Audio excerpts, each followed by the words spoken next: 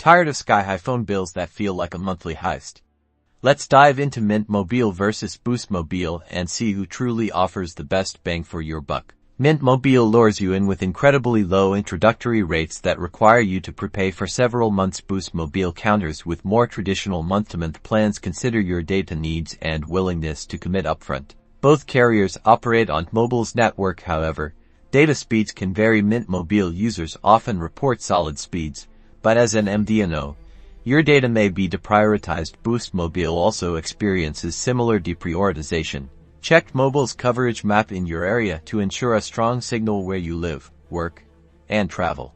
Mint Mobile is known for its online-focused support. Boost Mobile offers more traditional phone support. User reviews are mixed for both. Mint Mobile shines with its rock-bottom prices if you're okay with prepaying, while Boost Mobile provides more flexibility. Consider your data needs, preferred customer service, and coverage to make the best choice.